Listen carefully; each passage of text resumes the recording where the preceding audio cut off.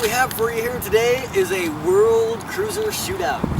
And what I mean by that is we've got Harley-Davidson over here, which is the American icon everybody's familiar with. Over to its left is a Triumph Thunderbird, which brings a slightly different bent on what's a cruiser. Over here to my right is a Honda Sabre, which Japanese cruisers have often been kind of trying to look like a Harley, but never really pulling it off.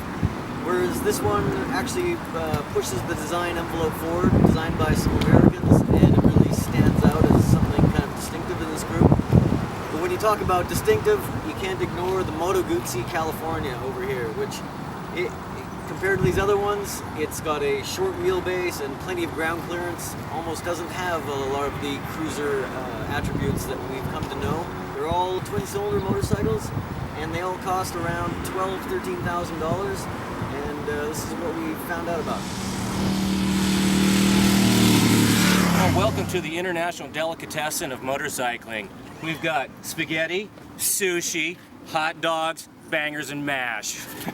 Son of a bitch. So, out of all these, the internationality of these cruiser bikes that we have here, the Guzzi sort of really doesn't even belong. You know, it stands apart so much from these other three motorcycles. It's just hard to fit this puzzle piece in with the rest of them. It's got the longitudinal V-twin engine, which, unlike the other V-twins in this group, pushes its position sideways rather than forward and backward. And as you can see, it doesn't have a super low seat height like every cruiser. And the floorboards are not out here where we've come to be used to them, but they're down pretty much below the knee bend, and they feel oddly high. What I found myself was gravitating back to the Guzzi a lot because just like going around town, running errands, going to the gym, whatever, I mean, it's really easy. It's lightweight. This thing's a featherweight compared to these other guys.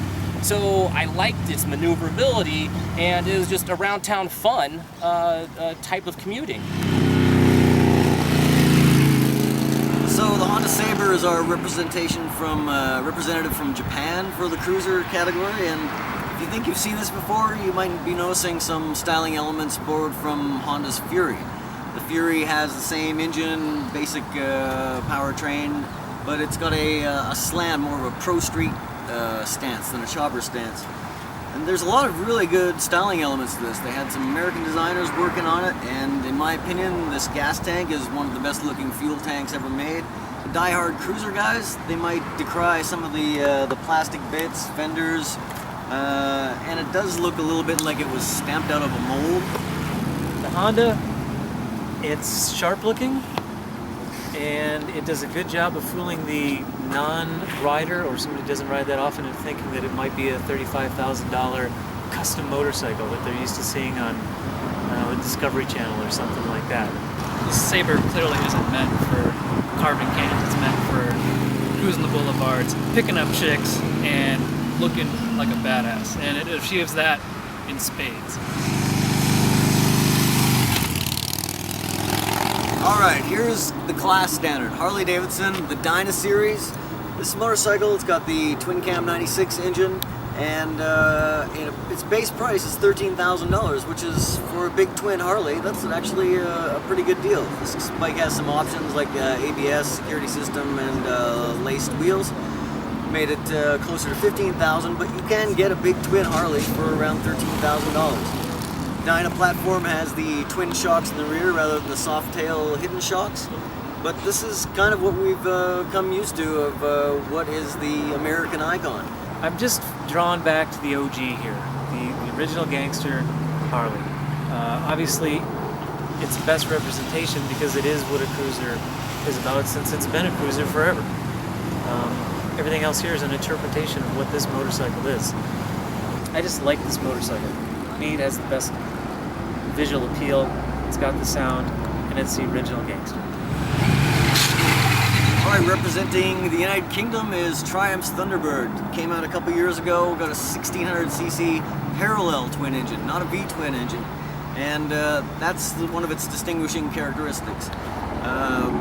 More familiar is the design cues that we've come to expect from cruisers. This motorcycle was designed by an American, Tim Prentice, who gave us a lot of the familiar styling cues that we've come to know, and it's actually been a popular model for Triumph. The ergonomics of it, it's so tight and compact, which for me, I can reach the bars, I can reach the pegs without overexerting myself, which was a problem for me on the Honda, was I felt too outstretched. And with the Triumph, I don't feel that way. Everything feels exactly where I want it to be. I feel comfortable on it. I could go for days on it. It's got power till forever, and the brakes are good. It's the closest thing to a performance-oriented cruiser, which is exactly what I look for in a cruiser, but your taste may vary, and between one of these four, I'm sure there's something there that'll suit you.